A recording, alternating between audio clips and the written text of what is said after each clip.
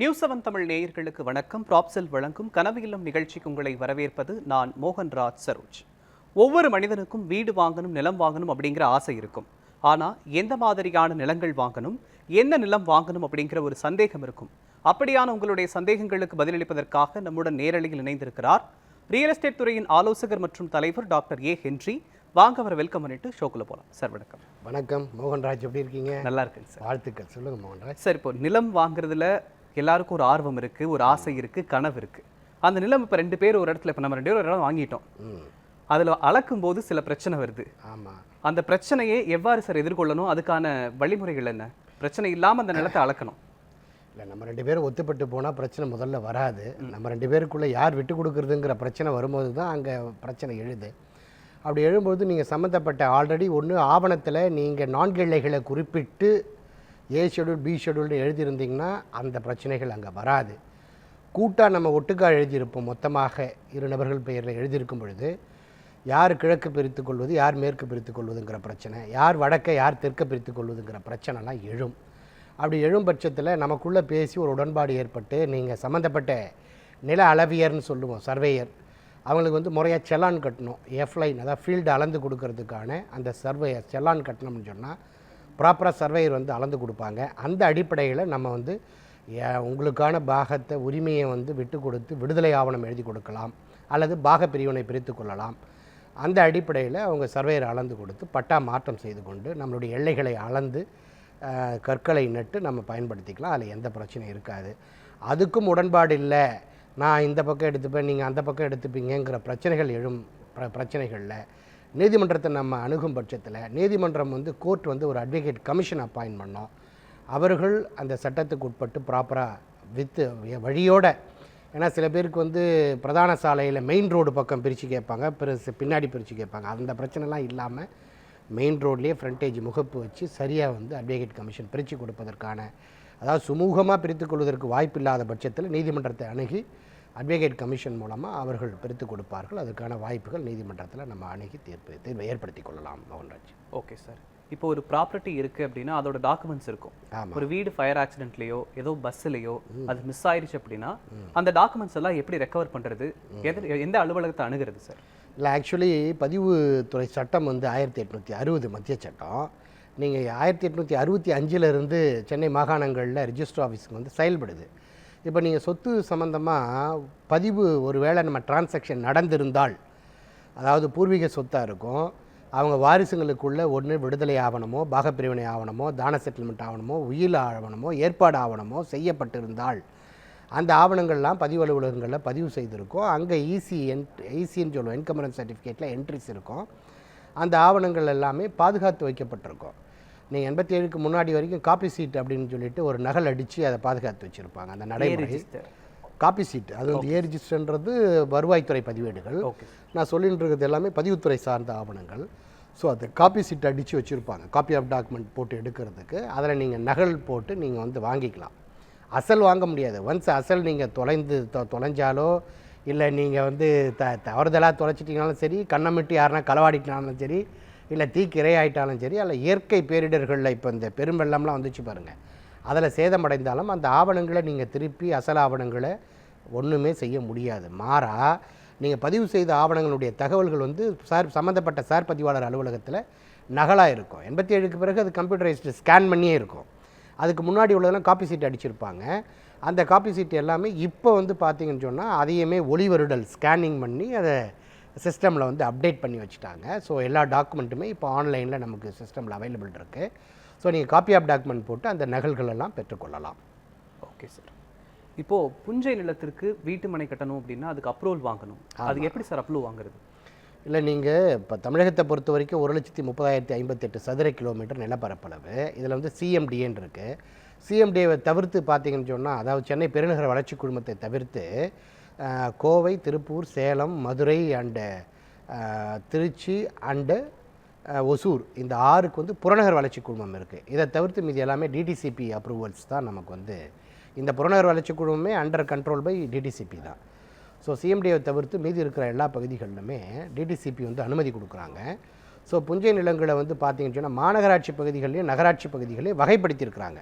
இது வந்து primary residential zone, PR zone, இது mixed residential zone, MR zone, இது வந்து இன்ஸ்டிடியூஷனல் ஜோனு, இது வந்து டூரிசம் ஏரியா, இது வந்து பள்ளி கல்லூரிக்கானது, இது ஃபேக்ட்ரி இண்டஸ்ட்ரீஸ்க்கானதுன்னு, அப்புறம் இது நீர்நிலைகள்னு சொல்லி எல்லாத்தையுமே மாஸ்டர் பிளான் அப்படின்னு சொல்லுவோம், முழுமை திட்டம். ஸோ அந்த பகுதிகளை எல்லாமே வரையறுத்து திட்ட பகுதிகளாக மாற்றிருக்காங்க. அந்த திட்டப்பகுதிகளுக்கு உட்பட்டு புஞ்சை நிலங்கள் வந்து ஒன்று பிஆர் ஜோனாக இருக்கும், இல்லை எம்ஆர் ஜோனாக இருக்கும். அப்படி இருக்கும்பொழுது நீங்கள் எளிமையான முறையில் இணையதளம் வாயிலாகவே ஒற்றை சாளர முறையில் சம்மந்தப்பட்ட டிடிசிபியினுடைய மாவட்ட அலுவலகத்துக்கு வந்து அப் டு 10 ஏக்கர்ஸ் வரைக்கும் பவர்ஸ் கொடுத்துருக்காங்க. அந்த 10 ஏக்கருக்குள்ளே உள்ள நிலங்கள் எல்லாம் நீங்கள் சம்மந்தப்பட்ட டிடிசிபி டிஸ்ட்ரிக்ட் ஆஃபீஸ்லேயே அனுமதி கோரி நீங்கள் விண்ணப்பிச்சிங்கன்னா அவங்க கூராய்வு ஸ்க்ரூட்னி பண்ணிவிட்டு என்னென்ன கொரிஸ் இருக்குதுன்னு கொடுப்பாங்க. அதெல்லாம் நீங்கள் ஃபுல்ஃபில் பண்ணி கொடுத்துட்டிங்கன்னா அதுக்கான ஃபீஸ் கட்டணம் இவ்வளோ செலுத்தணும்னு சொல்லுவாங்க. அந்த கட்டணத்தை நீங்கள் செலுத்திட்டீங்கன்னு சொன்னால் இணையதளம் வாயிலாகவே உங்களுக்கு வந்து அப்ரூவல் அனுமதி வந்து கிடைத்திடும். அதன் பிறகு அதை ரோட் பேட்டர்னை நீங்கள் கிஃப்ட் கொடுத்துட்டு அகைன் அப்லோட் பண்ணிங்கன்னா பிளாட் பேட்டர்ன் கொடுப்பாங்க. பிளாட் பேட்டர்ன் வாங்கிட்டு அதில் நிபந்தனைகள்லாம் இருக்கும். அடிப்படை கட்டமைப்புகள், சுற்றுச்சுவர் அமைக்கணும், மேல்தேக்க குடிநீர் தொட்டி அமைக்கணும், ட்ரைனேஜ் சிஸ்டம், குடிநீர் கழிவுநீருக்கான இது அமைக்கணும், தெரு விளக்குகள், மின் விளக்குகள் அமைக்கணும், சாலைகளை மேம்படுத்தணும்லாம் எல்லாம் கொடுத்துருப்பாங்க. அந்த அடிப்படை கட்டமைப்புகள்லாம் நீங்கள் அபிவிருத்தி டெவலப் பண்ணிவிட்டு கன்சர்ன் லோக்கல் பாடியில் கொடுத்தீங்கன்னா ஃபைனல் அப்ரூவல் கொடுத்துருவாங்க.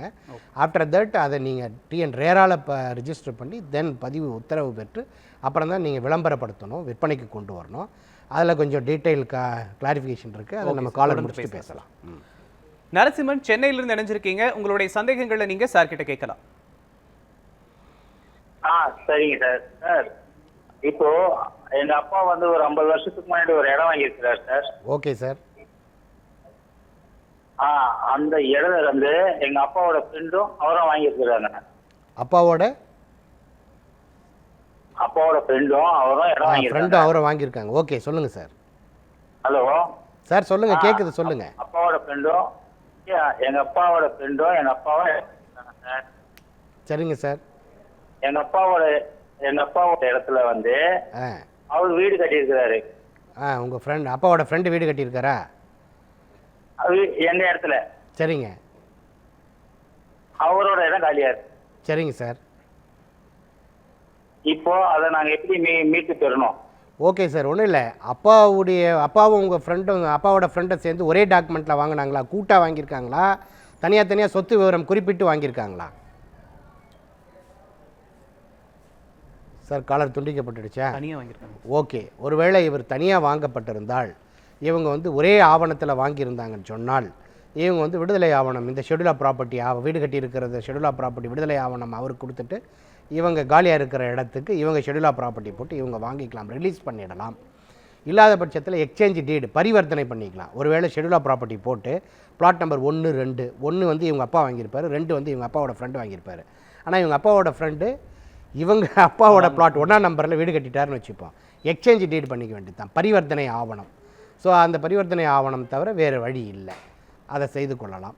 ஒருவேளை இல்லை அவங்க எழுதி கொடுத்தவங்களே உயிரோடு இருக்கிறாங்க அப்படின்னு சொன்னால் ரீசெண்ட் டேஸில் பண்ணாங்கன்னு சொன்னால், ஏன்னா 50 இயர்ஸ்க்கு முன்னாடி பண்ணதாக சொல்கிறாரு, ரீசெண்ட் டேஸில் ஏதாவது இப்படி கேஸ் நடந்திருக்குதுன்னு சொன்னால் திருத்துதல் பத்திரம் வந்து போட்டுக்க முடியும், ரெட்டிஃபிகேஷன் போட்டுக்கலாம். இது 2 வாய்ப்புகளை தவிர ஒன்று விடுதலை ரிலீஸ் பண்ணிக்கலாம் கூட்டாக இருந்தால், இல்லை ரெட்டிஃபிகேஷன் திருத்துதல் பத்திரம் போட்டுக்கலாம், அல்லது எக்ஸ்சேஞ்ச் டீடு பரிவர்த்தனை ஆவணம் செய்து கொள்ளலாம். இது 3 ஆவணங்கள் வந்து அதுக்கு வழிமுறைகள் இருக்குது. இதை பயன்படுத்தி அவங்க பிரச்சனைக்கு தீர்வு காணலாம். ஓகே சார், தொடர்ந்து பேசலாம் சார். மற்றொரு காலர் இருக்காங்க. சண்முக சுந்தரம், ஈரோட்டிலிருந்து இணைஞ்சிருக்கீங்க. உங்களுடைய சந்தேகங்களை நீங்கள் சார் கிட்ட கேட்கலாம். சார் வணக்கம் சார். வணக்கம். வணக்கம் சார், சொல்லுங்கள் சார். சார் 1940 சரிங்க சார். எங்க பாட்டி வீட்டு மனை வாங்குதுங்க. ஓகே. அது வந்து எங்க பாட்டிங்க சார் 1940 வீட்டு மனை வாங்குது. சரிங்க சார். அது வந்து சார் அது வந்து மீண்டும் எங்க அப்பா கைக்கு போகுது. மீண்டும் எங்க அப்பா கையிலிருந்து சண்முக சுந்தரம்னு நான் வாங்கியிருக்கிறேன் சார். சரிங்க. இத்தனை காலமா பட்டா எடுக்கல. இப்ப வந்து ஒரு 1 மந்த் முன்னாடி பட்டா எடுத்துங்க. அந்த நில அளவுக்கு பாத்தீங்கன்னா என்னுடைய பத்திரத்தை பிரகாரம் 1650 இருக்குதுங்க. சரிங்க சார். ஆனா அதனுடைய கூட்டு பட்டா வந்து 2 years இருக்குங்க சார். 2000 ஸ்கொயர் ஃபீட் இருக்குது. அது வந்து கூட்டு பட்டாவோட பக்கத்துல பாத்தீங்கன்னா 500 சதுரடி வருதுன்னா அவங்களுக்கு வந்து கூடுதலான இடம் இருக்குது. அதுக்கு அந்த பக்கம் பாத்தீங்கன்னால அவங்க பத்திரத்தை பிரகாரம் அவங்க இடம் கரெக்டா இருக்குங்க. இடையில இருக்கக்கூடிய அந்த இடம் வந்து அந்த எக்ஸ்ட்ரா இருக்கிற இடம் வந்து எந்த விதமான ஆத்தரைசேஷன் இல்லாம இருக்கு. இல்லை சார், பட்டாவில் உள்ளபடி உங்கள் பாட்டி வாங்கியிருக்காங்களான்னு உறுதிப்படுத்திங்க. சுதந்திர இந்தியாவுக்கு முன்னாடி 1940 வாங்கியிருக்காங்க. அப்போல்லாம் பிரிட்டிஷ்காரன் ரூல் வந்து பர்ஃபெக்டாக இருக்கும். சரியாக 2 இயர்ஸ் உங்கள் பாட்டி வாங்கியிருந்தாங்கன்னு சொன்னால் நீங்கள் ஆவணத்தில் சதுரடி குறைவாக குறிப்பிட்டிருந்தீங்கன்னா திருத்துதல் பத்திரம் போட்டுக்கலாம். திருத்துதல் பத்திரம் எழுதி கொடுத்தவர் எழுதி வாங்குபவர் இருவரும் சென்று பதிவு பண்ணணும். ஒருவேளை எழுதி கொடுத்தவர் உயிரோடு இல்லை அப்படின்னா அவங்க வாரிசுங்கிட்ட இருந்து வாங்கலாம்.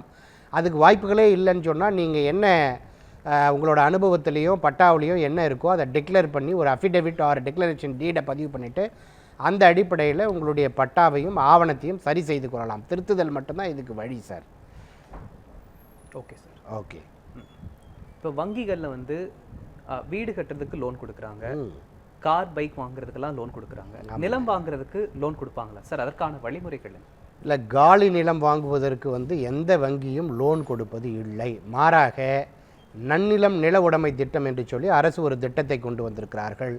அந்த நன்னிலம் நில உடைமை திட்டத்தின் கீழே தமிழகத்தில் இருக்கிற எஸ்சி எஸ்டி பெண்கள், பட்டியல் வகுப்பை சார்ந்த மற்றும் பழங்குடியின பெண்களுக்கு நஞ்சை நிலங்களாக இருந்தால் 2.5 ஏக்கர் வரைக்கும், புஞ்சை நிலங்களாக இருந்தால் 5 ஏக்கர் வரைக்கும் நிலங்களை வாங்குவதற்கு இந்தியன் ஓவர்சீஸ் பேங்க்கு எந்த விதமான வட்டியும் இல்லாமல் கடன் கொடுக்கிறார்கள்.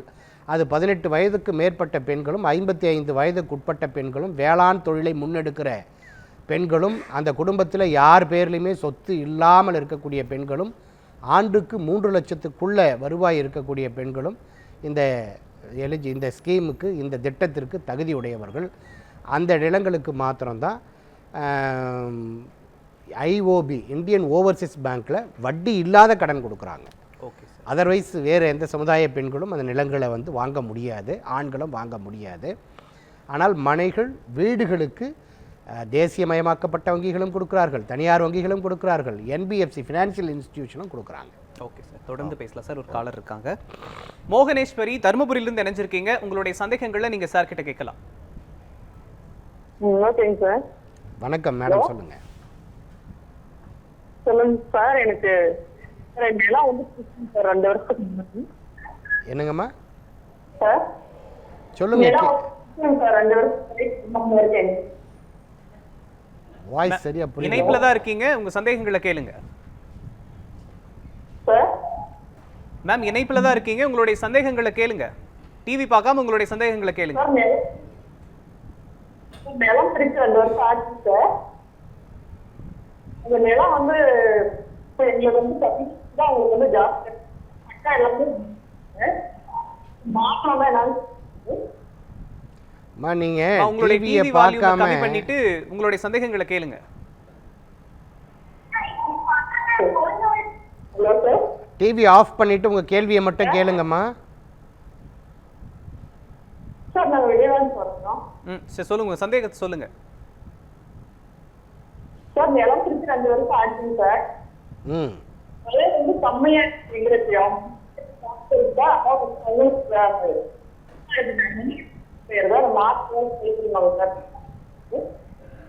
அவங்களுடைய கேள்விகள் ஒண்ணுமே புரியல. என்ன பிரச்சனையான்னு கேட்க சொல்லுங்க. கீழே போர்டில் என்ன நிலம் பிரிச்சு 2 பேர் பிரிச்சிருக்காங்க, ஒருத்தங்களுக்கு அதிகமாகவும் ஒருத்தங்களுக்கு கம்மியாகவும் பிரிச்சிருக்காங்க. அதுக்கு என்ன பண்ணணும்னு கேட்குறாங்க சார். இல்லைம்மா, நீங்கள் பாகப்பிரிவினையை பொறுத்த வரைக்கும் என்ன பிரிச்சுக்கிட்டீங்களோ அதை தான் வந்து செல்லுபடி ஆகும். ஏன்னா அதிலேயே தெளிவாக சொல்லிட்டுறீங்க. இது வந்து கூடுதல் குறைவாக விலை மதிப்பு எப்படி இருந்தாலும் பிரச்சனை இல்லை, உங்களுக்கும் எனக்கும் வந்து இனிமேல் எந்த விதமான பிரச்சனையும் இல்லை, வாரிசுகளுக்கும் பிரச்சனை இல்லை. தானாதி வினிமய விக்கிரயங்களுக்கு உரித்தாய் யோக்கியமாய் பௌத்திர பாரம்பரியமாய் ஆண்டு அனுபவித்து கொள்ள வேண்டியது. இனி எனக்கும் எனது வாரிசுகளுக்கும் எந்த பிரச்சனையும் இல்லை, நாங்கள் இதில் எந்தவித ஆட்சேபனையும் தெரிவிக்க மாட்டோம்னு குறிப்பிட்டு ஆவணம் பதிவு செய்த பிறகு நீங்கள் நான் கம்மியாக வாங்கிட்டேன் சார், அவர் கூட கொடுத்துட்டாரு, அதுக்கு ஏதாவது வழிமுறை இருக்குதா அப்படின்னு சொல்லி கேட்டிங்கன்னா நிச்சயமாக வழிமுறை இல்லை. ஒருவேளை நீங்கள் அப்படி பதிவு செய்யும்பொழுது புத்தி சுவாதீனம் இல்லாமல் இருந்துட்டீங்க, இல்லை உங்களுக்கு விழிப்புணர்வு இல்லை, அவேர்னஸ் இல்லை, இல்லை அதுக்கு போதிய விழிப்புணர்வில் உங்கள்கிட்ட காட்டும்பொழுது ஒரு டிராஃப்ட் காட்டினாங்க, அங்கே எக்ஸிக்யூட் பண்ணும்போது வேறு டிராஃப்ட் காட்டிட்டாங்கன்னா நீங்கள் நீதிமன்றத்தில் வழக்கு தொடுத்து அது நியாயமான காரணங்களை ஆவண ஆதாரங்களுடன் எடுத்து சொல்லி அந்த பிரச்சனைகளுக்கு தீர்வு காண முடியும். அதர்வைஸ் நான் டாக்குமெண்ட் வந்து எழுதிட்டேன் சார், இதில் ஏதாவது பிரச்சனைகளை வந்து தீர்க்க முடியுமான்னு சொன்னால் நீங்களும் அந்த சம்மந்தப்பட்ட நபரும் பேசி உங்களுக்குள்ள ஒரு இணக்கமான உடன்பாடு ஏற்பட்டால் அதை திருத்துதல் பத்திரம் மூலமாக உங்களுக்கு இருவருக்கும் சமமாக பிரித்து கொள்வதற்கான வாய்ப்புகளும் இருக்குதுமா. சார் இப்போது ஊர் சைடு வந்து ஒரு 10 ஏக்கர் இடம் வாங்கியிருக்காங்க. அந்த நிலத்திற்கான புறம்போக்கு அப்படின்னு ஊர் சைடு சொல்லுவாங்க, காட்டு புறம்போக்கு அப்படின்னு. ஆமாம் ஆமாம். அந்த காட்டு புறம்போக்கு இடத்துல வந்து அந்த 10 ஏக்கர் வாங்கினவங்களுக்கான பாக பிரித்து யூஸ் பண்ணிட்டு இருந்திருக்காங்க. இப்போ சில வருடங்களாக யூஸ் பண்ணல. அதை வந்து அரசு வந்து இப்போ கையகப்படுத்தி நிலம் இல்லாதவங்களுக்கு கொடுக்கலாம் அப்படின்னு சொல்லியிருக்காங்க. ஆனா அந்த இடத்துல அந்த 10 ஏக்கராக்கு பாத்தியப்பட்டவங்களுக்கான கிணறு ஒண்ணு இருக்கு. அதற்கான வழித்தடமும் இல்லாம அந்த இருக்கிற லேண்டை பட்டா பண்ணா அந்த கிணத்துக்கான வழித்தளத்துக்கு அவங்க என்ன சார் பண்ண முடியும்? இல்லை, ஆக்சுவலி நீங்கள் வட தமிழகத்தை பொறுத்த வரைக்கும் காடு அப்படிங்கிறது ஃபாரஸ்ட்டு நாங்கள் பொருள். அதே போன்று மேற்கு மண்டல கொங்கு மண்டலங்களில் இந்த காடு பூமி அப்படிங்கிறதுக்கு நிலம் அப்படின்னு பொருள். இங்கே ஃபாரஸ்ட் புறம்போக்குகளில் அப்படி நிலங்களை வந்து தோண்டனது முதல்ல தவறு. ஏன்னா இங்கே 2 வகை இருக்கும். ஒன்று சோசியல் ஃபாரஸ்ட்டு, இன்னொன்று ரிசர்வ் ஃபாரஸ்ட்டு. சோசியல் ஃபாரஸ்ட்லேயாவது சமூக வளர்ப்பு பாதுகாப்பு, அந்த சமூக காடு வளர்ப்பு திட்டம் அதிலையாவது இங்கே வந்து இருந்ததுன்னா பயன்படுத்திட முடியும். ரிசர்வ் ஃபாரஸ்ட்டில் கிணறு தோண்டவே கூடாது. அப்படியே மீறி ஃபாரஸ்ட் டிபார்ட்மெண்ட்டுக்கு தெரியாமல் தோண்டிட்டாங்கன்னு சொன்னால் அது அஃபென்ஸ், அதை க்ளோஸ் பண்ணி தான் கொடுத்தாங்கன்னு வட தமிழகத்தில். மேற்கு மண்டலத்தை பொறுத்த வரைக்கும் நஞ்சை நிலங்கள் இருந்ததுன்னா அந்த நஞ்சை நிலங்களை ஒட்டி இருக்கக்கூடிய புறம்போக்கு நஞ்சை புறம்போக்கு, நஞ்சை காடு புறம்போக்கு அப்படின்வோம். புஞ்சை நிலத்தை ஒட்டி இருக்கக்கூடியது புஞ்சை புறம்போக்கு, அது வந்து புஞ்சை காடு புறம்போக்கு அப்படின்னு சொல்லி வழக்கத்தில் வந்து நம்ம சொல்லிக்கலாம். ஸோ அந்த புஞ்சை புறம்போக்கோ நஞ்சை புறம்போக்கோ அப்படி இருக்கக்கூடிய இடங்களில் அந்த புஞ்சை நிலத்தை யார் அனுபவித்துக் கொள்கிறார்களோ அவர் அண்டை பாத்தியம்னு பேர். அண்டையில் அருகில் இருக்கிறதுனால அண்டை பாத்தியம்னு பேர். இன்னும் கூடுதலாக ஒரு அண்டை இருக்குது, அந்த வரப்பு அண்டை கட்டுவாங்க, அந்த அண்டை பாத்தியம்ங்கிறது பொருள்படும். ஸோ அருகில் இருக்கக்கூடிய அந்த நிலம் வந்து இந்த நிலத்துக்கு உரிமையாளர் தான் அதை அனுபவத்தில் வச்சுக்கிட்டு என்ஜாய் பண்ணிக்கிட்டு பராமரிச்சுக்கிட்டு வேளாண்மை விவசாயமும் பார்த்துக்கிட்டு இருப்பார். அதில் கிணறு வெட்டியிருப்பார். நீங்கள் சொல்கிறபடி மின் இணைப்பும் இலவச மின்சாரமும் பெற்றிருப்பார். அப்படி இருக்கும்பொழுது இப்போ அரசுக்கு ஏதோ ஒரு திட்டத்திற்காக அல்லது இலவச வீட்டுமனை திட்டம், வீடற்றவர்களுக்கு வீட்டுமனை பிரிவு திட்டத்தை வந்து அங்கே ஏற்படுத்தி அவர்கள் மனை கொடுக்கறதுக்காக அந்த நிலத்தை, ஏன்னா அது அரசு புறம்போக்கு நிலத்தினுடைய வகைப்பாட்டில் வரும். நஞ்சை புறம்போக்கு, புஞ்சை புறம்போக்கு நிலங்கள், அதாவது கொங்கு மண்டலத்தில் காடு புறம்போக்கு நிலங்கள், அதை கையகப்படுத்தி அரசாணை வெளியிட்டு அங்கே வீடற்ற ஏழைகளுக்கு வந்து அந்த மனையை ஒதுக்கீடு செய்து வீடு கட்டி கொடுப்பாங்க. அப்படி கொடுக்கும் பொழுது ஈஸ்ட்மேன் ரைட்ஸ்னு பிரிட்டிஷ்காரன் கொண்டு வந்தது. அந்த வழியை அருகில் இருக்கக்கூடிய நிலங்களுக்கு, காடுகளுக்கு, வீடுகளுக்கு செல்வதற்கு எக்காரணத்தை கொண்டும் அந்த வழியை அடைத்து விடக்கூடாது, நீர்நிலைகளை அடைத்து விடக்கூடாது. அதற்கான வழிபாத்தியத்தை ஏற்படுத்தி தந்துவிட்டு தான் அதை வந்து நீங்கள் அடைக்க முடியும். அப்படி நீங்கள் ஒருவேளை அவங்க தவறுதலாக போதிய விழிப்புணர்வு இல்லாமல் அலுவலர்கள் அப்படி தடுத்தாங்கன்னு சொன்னால், முறையாக அந்த காட்டுக்காரங்க எல்லாரும் சேர்ந்து நீங்கள் மாவட்ட ஆட்சியர்கிட்ட வந்து புகார் கொடுத்தீங்கன்னு சொன்னால் அவர்கள் உரிய அந்த வழிவகையை ஏற்பாடு செய்து அதுக்கு சரியான வழியை உங்களுக்கு வந்து ஒதுக்கீடு செஞ்சு கொடுப்பாங்க. ஏன்னா நிலத்துக்கு வேளாண்மைக்கு போகிறதுக்கான அந்த டிராக்டர் வழி அதெல்லாம் பயன்படுத்துவோம் இல்லையா, அதுக்கு தேவையான வழித்தடத்தை நிச்சயமாக, சார் எனக்கு 50 அடி ரோடு வேணும் 60 அடி ரோடு வேணும்னு கேட்டிங்கன்னா கிடைக்காது. நியாயமாக தார்மீகமாக போக்குவரத்துக்கு என்ன சாலைகள் இருக்கிறதோ அது வந்து அரசு பொறுப்பேற்றுக்கிட்டு அரசு புறம்போக்கு நிலங்களை ஒதுக்கீடு செஞ்சு கொடுக்கும். இந்த மாதிரி ஒரு சம்பவம் திருவண்ணாமலை மாவட்டத்தில் கலசப்பாக்கம்னு ஒரு வட்டம் இருக்குது. அது ஒரு எம்எல்ஏ கான்ஸ்டியூஷனும் கூட, அது வட்டம் மட்டும் இல்லை, பிளாக் டெவலப்மெண்ட் ஆஃபீஸும் கூட. அந்த கிராமத்தில் நேரு நகர் அப்படின்னு சொல்லி ஒரு வீட்டுமனை பிரிவை ஏற்படுத்துகிறாங்க. அது வந்து கலசப்பாக்கத்துக்கு செல்லக்கூடிய ஒரு அது ஒரு மேஜர் டிஸ்ட்ரிக்ட் ரோடு தான். அது ஒரு முக்கிய மாவட்ட சாலை. அந்த சாலையை ஒட்டி அரசு புறம்போக்கு நிலம் இருக்குது. அந்த புறம்போக்கு நிலத்தில் அந்த கலசப்பாக்கம் ஊராட்சி மன்ற தலைவர் ஒரு செயல்முறை ஆணை போடுறார். அது வழியால் ஒரு அணுகு சாலையை பயன்படுத்தி பின்பக்கம் வந்து நேரு நகர்னு ஒரு வீட்டுமனை பிரிவு இருக்குது. அதில் கிட்டத்தட்ட ஒரு 30 மனை பிரிவுகளை வந்து பிளாட் அலாட் பண்ணுறாங்க. 20க்கும் மேற்பட்டவர்கள் வந்து வீடு கட்டி அதில் குடியிருக்கிறாங்க. அப்படி குடியிருக்கும் சமயத்தில் அந்த வட்டார வளர்ச்சி அலுவலர்கிட்டையும் அனுமதி பெற்று தான் வீடு கட்டி குடியிருக்கிறாங்க. திடீர்னு அந்த கலசப்பாக்கத்துக்கான ஒரு வட்டாட்சியர் அலுவலகத்தில் இந்த அரசு புறம்போக்கு நிலத்தில் கொண்டு வரத்துக்கு திட்டமிடுறாங்க. திட்டமிடும் பொழுது அந்த கலசப்பாக்கம் வட்ட ஆட்சியர் அலுவலகத்தை கொண்டு வந்து கன்ஸ்ட்ரக்ஷன் பண்ணுறாங்க. யார் தாசில்தாரோ அவர் தான் பிடிஓவாக இருந்து ப்ராப்பராக அதை வந்து அனுமதி கொடுத்துருக்கிறாரு. இந்த வீட்டுமனை பிரிவுக்கு பஞ்சாயத்து தலைவர் அனுமதி கொடுத்துருக்காரு. அணுகுசாலை வந்து அதில் கொடுக்கப்பட்டு அங்கே அரசு ஆணை போடப்பட்டதுக்கு பிறகு அங்கே வட்டாட்சியர் அலுவலகம் கட்டப்படுகிறது. வட்டாட்சியர் அலுவலகம் கட்டது பிறகு அதை காம்பவுண்ட் போடாமல் ஓப்பனாக இருக்குது. அதில் தான் அந்த நேரு நகர் வீட்டு குடியிருப்பு மக்கள் போகிறாங்க வராங்க. போயிட்டு இருக்கும்போது திடீர்னு இப்போ அதிகம் சுற்றுச்சுவர் போட்டு அடைக்கிறாங்க. அடைச்சதுக்கு பிறகு அந்த நேர்நகர் குடியிருப்பு மக்களுக்கு அது என்ன எதுனே தெரியல. ஏன்னா அது 50 ஆண்டுகளுக்கு மேலே பாரம்பரியமாக பின்னாடி ஒரு 20-30 கிராமங்களுக்கு செல்லக்கூடிய சாலை, ஆற்று கோயிலுக்கு செல்ல வேண்டிய சாலை, ரேஷன் கடைக்கு செல்ல வேண்டிய சாலை, அப்படி ஒரு முக்கியமான அணுகு சாலையை வந்து திடீர்னு அரசு புறம்போக்கு நிலத்தை அரசாணை போட்டு கலசப்பாக்கம் வட்டாட்சியர் அலுவலகம் கட்டி ஓப்பனாக இருந்து பயன்படுத்திட்டு இருந்ததுக்கப்புறம் அதையும் காம்பவுண்ட் போட்டாங்க. காம்பவுண்ட் போட்டோடனே அந்த மக்களுக்கு என்ன செய்கிறது ஏது செய்யறதுன்னு தெரியாமல் இப்போ சிஎம் செல்லுக்கும் கன்சர்ன் மினிஸ்டருக்கும் டெப்டி ஸ்பீக்கருக்கும் மாவட்ட ஆட்சியருக்கும் டிஆர்ஓக்கும் ஆர்டிஓக்கும் தாசில்தாருக்கும் லெட்டர் போட்டு என்கொயரி பண்ணிகிட்டு இருக்காங்க விரைவில். ஏன்னா பஞ்சாயத்து தலைவர் அவருக்கு கொடுத்துருக்கிற அதிகாரத்தின் அடிப்படையில் ஒரு அணுகு சாலைக்கு கடிதம் ப்ராப்பராக செயல்முறை ஆணை போட்டு கொடுத்துருக்குறாரு. அப்படி இருக்கும்பொழுது அதை அடைக்கிறது வந்து தார்மீகமாக ஈஸ்ட்மேன் ரைட்ஸுக்கு எதிரானது. அடிப்படை அந்த வழிங்கிறது பாதைங்கிறது அடிப்படை உரிமை. அது அந்த உரிமை கொடுத்ததுக்கு பிறகு அதை பறிக்கிறது அடைக்கிறது வந்து அது அந்த மக்களுக்கு இழக்கக்கூடிய ஒரு அநீதியாக தான் சட்டம் சொல்லுது. ஸோ அதனால் முறையாக அப்படி ஈஸ்ட்மேன் ரைட்ஸ் படி வழி இல்லைன்னு சொன்னால் மாவட்ட ஆட்சியர்கிட்ட ரெப்ரசன்ட் பண்ணால் அந்த வழியை ஏற்படுத்தி கொடுக்க வேண்டியது அரசனுடைய பொறுப்பும் கடமையும். நிச்சயமாக இந்த கலசப்பாக்கம் நேருநகர் பிரச்சனைக்கு கூட அரசு கவனத்தில் எடுத்துக்கிட்டு இந்த தொலைக்காட்சி நிகழ்ச்சியின் வாயிலாக அந்த மக்களுக்கு, ஏன்னா 20 வீடுகளுக்கு மேலே வீடு கட்டி குடியிருக்கிறாங்க, பூர்வீக சாலை 50 ஆண்டுகளுக்கு மேலே இருந்த பயன்பாட்டு சாலையை கலசப்பாக்கம் வட்டாட்சியர் அலுவலகம் கட்டினதுனால காம்பவுண்டு போட்டு அதை க்ளோஸ் பண்ணுறாங்க. அப்போ முன்கூட்டியே பஞ்சாயத்து தலைவர் ஒரு செயல்முறை ஆணை கொடுத்து வழி கொடுத்துருக்கக்கூடாது. கொடுத்ததுக்கு பிறகு வீடு கட்டினதுக்கு பிறகு அதை நம்பி வாங்கின இன்னசென்ட் பர்ச்சேசர் அப்பாவி பொதுமக்கள் பாதிக்கப்படுவது ஏற்புடையதாக இல்லை. ஸோ அரசும் திருவண்ணாமலை மாவட்ட நிர்வாகமும் இதை கவனித்து இந்த பிரச்சனைக்கு தீர்வு கொண்டு வரோம்னு நம்ம நம்பலாம். இந்த பிரச்சனை நான் சொன்ன பிரச்சனையும் அதே சேம் ப்ராப்ளம். ஓகே, இப்படி பல பிரச்சனைகள் மாநிலம் முழுவதும் இருக்கிறது. எல்லா பிரச்சனைகளுக்கும் இதுதான் வழிமுறை, இதுதான் தீர்வு. அரசு நிச்சயமாக அந்த ஈஸ்ட்மேன் ரைட்ஸில் போக்குவரத்துக்கான வழிபாத்தியம், தடபாத்தியம், காட்டுக்கான பாத்தியம் எல்லாமே நிச்சயமாக அதை கவனத்தில் எடுத்துக்கிட்டு மாவட்ட ஆட்சியர் அலுவலகத்துக்கிட்ட நம்ம முறையாக புகார் கொடுத்தோம்னா அவர் சம்மந்தப்பட்ட அந்த வருவாய்த்துறை அதிகாரிகள் மூலமாக பார்வையிட்டு அதை ஏற்படுத்தி தர வேண்டிய பொறுப்பும் கடமையும் மாவட்ட நிர்வாகத்துக்கு உண்டு அப்படிங்கிறத சொல்லிக்கிறோம் மோகன்ராஜ். ஓகே சார், தொடர்ந்து பேசலாம் சார். தன்ராஜ் சென்னையிலிருந்து இணைஞ்சிருக்கீங்க, உங்களுடைய சந்தேகங்களை நீங்கள் சார் கிட்ட கேட்கலாம். சார் வணக்கம் சார். Thank you sir. வணக்கம் சார். சார் வணக்கம். Thank you sir. சார் வணக்கம், சொல்லுங்கள் சார். சார் ஆக்சுவலாக என்னுடைய பேரண்ட்ஸ் வந்துட்டு கொஞ்சம் ஏஜ்டு பேரண்ட், அவங்க டாக்குமெண்ட் எங்க மிஸ் பண்ணான்றது தெரியல. ஓகே. காப்பி ஆஃப் டாக்குமெண்ட் இருக்கு. அது பிள்ளைகளுக்கு வந்து தான செட்டில்மெண்ட் பண்ணணும்னு ஆசைப்படுறாங்க. ஓகே, அது முடியுமா சார்? தாராளமாக பண்ணலாம் சார். எங்க விட்டான்றது தெரியும். ஒன்றும் ஒரு பிரச்சனையும் இல்லை சார். நீங்கள் பதிவுத்துறையினுடைய கூடுதல் துணைத் தலைவர் 44420 அப்படின்னு ஒரு சுற்றறிக்கை வெளியிட்டிருக்கிறாங்க. நீங்கள் டிஎன் ரெஜினெட்ன்ற இணையதளத்தில் போய் பார்த்தீங்கன்னா சர்க்குலர்ஸ்னு இருக்கும்.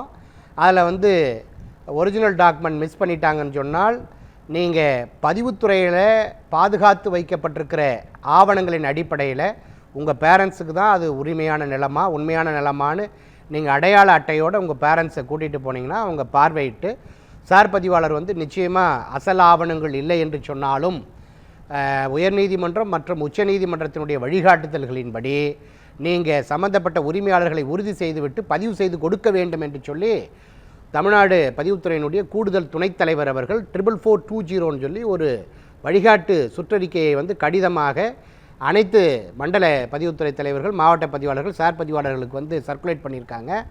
அந்த அடிப்படையில் நீங்கள் பதிவு செய்து கொள்ளலாம். அதில் ஏதாவது உங்களுக்கு சிரமங்கள் பிரச்சனைகள் இருக்கும் பட்சத்தில் சம்பந்தப்பட்ட பதிவுத்துறை தலைவர் எண் 100 சாந்தோம் நெடுஞ்சாலை மந்தவெளிப்பாக்கம் சென்னை 28 அப்படிங்கிற 6,28,000ங்கிற முகவரியில் இருக்கிறாரு. அவரை சந்தித்து நீங்கள் புகார் கொடுக்கலாம். அதுக்கும் உங்களுக்கு பிரச்சனை தீரலைன்னா எங்கள் ஃபெய்ரா அமைப்பினுடைய பொறுப்பாளர்களை அணுகுங்க. நிச்சயமாக நாங்கள் நியாயமான பிரச்சனைகளுக்கு நாங்கள் வந்து ரெப்ரசன்ட் பண்ணி முன் வரிசையில் நின்று உங்கள் பிரச்சனைகளுக்கு தீர்வு காண்பதற்கான வழிவகை செஞ்சு தரோம் சார். ஓகே சார், தொடர்ந்து பேசலாம் சார். மற்றும் ஒரு காலர் இருக்காங்க. வெல்கேஸ் உடுமலைப்பேட்டையிலிருந்து இணைஞ்சிருக்கீங்க, உங்களுடைய சந்தேகங்களை நீங்கள் சார் கிட்ட கேட்கலாம். ஐயா வணக்கம். வணக்கம் சார். ஐயா எங்களுக்கு வந்துங்க 1963 இனாமொழிப்பு சட்டத்தின்படி பிரிவு 821A அப்படிங்கிற பிரிவுல பட்டா செட்டில்மெண்ட் தாசில்தாரால பட்டா கொடுத்த நிலைமைங்க. ஓகே. அதுக்கப்புறம் பாத்தீங்கன்னா 2004 இவங்க சப் கலெக்டருக்கு ஹெச்ஆர்என்சியில இருந்து ஒரு மனு கொடுக்குறாங்க. இது வந்து கோவில் அவர்களா தனிநபர் பேர்ல பட்டா மாறுதல் ஆயிடுச்சு அப்படின்னு சொல்லிட்டு ஒரு கடிதம் கொடுக்குறாங்க. அந்த அடிப்படையில அந்த பட்டாவை ரத்து பண்ணிட்டு கோவில் பேரை கொண்டு வந்துடுறாங்க. சரிங்க சார். இப்போ அந்த சப் கலெக்டர் வந்து எங்க பட்டாவை ரத்து பண்ணது செல்லாது அப்படின்னு சொல்லி ஒரு ரிட்டுக்கு போனோம்ங்க. சரிங்க.